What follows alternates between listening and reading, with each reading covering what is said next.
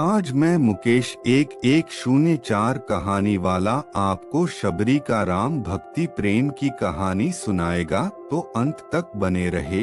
शबरी का वास्तविक नाम श्रमणा था। वह श्री राम की अनन्य भक्त थी। शबरी का जन्म भील जाति में हुआ था। जब उसका विवाह होने वाला था तो अगले दिन भोजन के लिए काफी बकरियों की बलि दी जानी थी। यह बात पता लगते ही उसने अपनी माता से इस जीव हत्या का रोकने का अनुरोध किया, पर उसकी माता ने बताया कि वे भील हैं और यह उनके यहाँ का नियम है कि बारात का स्वागत इसी भोजन से होता है। वह यह बात सहन नहीं कर सकी। शबरी नहीं चाहती थी कि उसके कारण इतने सारे जीवों की हत्या हो। अतः वह चुपचाप रात के समय घर छोड़कर जंगलों की ओर निकल पड़ी। जंगल में वह ऋषिमुनियों की कुटिया पर गई और आश्रय मांगा, किंतु भील जाति की होने के कारण सबने उसे दुत्कार दिया।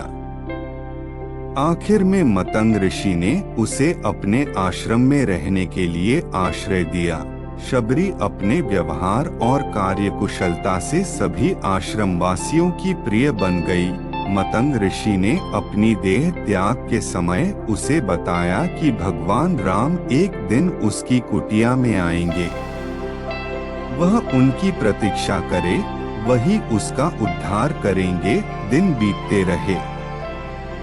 शबरी रोज सारे मार्ग और कुटिया की सफाई करती और प्रभु राम की प्रतीक्षा करती। ऐसे करते करते वह बूढ़ी हो चली, पर प्रतीक्षा करना नहीं छोड़ी, क्योंकि गुरु के वचन जो थे। शबरी ने सारा जीवन श्री राम की प्रतीक्षा की। अंत में शबरी की प्रतीक्षा खत्म हुई और भगवान श्री राम अपने छोटे भाई लक्ष्मण के साथ माता सीता की खोज करते हुए मतंग ऋषि के आश्रम में जा पहुँचे।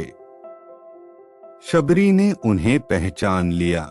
उसने प्रभु श्री रामचंद्र जी का आदर सत्कार किया। शबरी भागकर कंदमूल लेकर आई। कंदमूलों के साथ वह कुछ जंगली बेर भी लाई थी।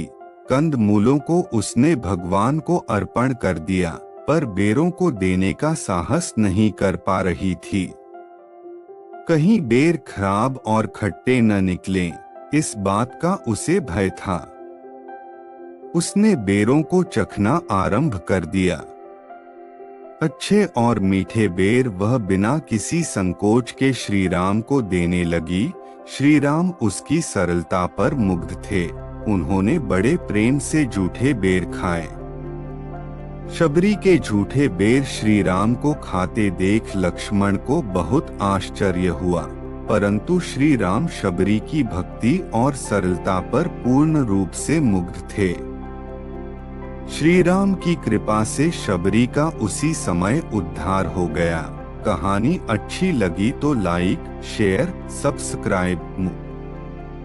मुकेश 1104 कहानी वाला अंत तक बने रहने के लिए धन्यवाद।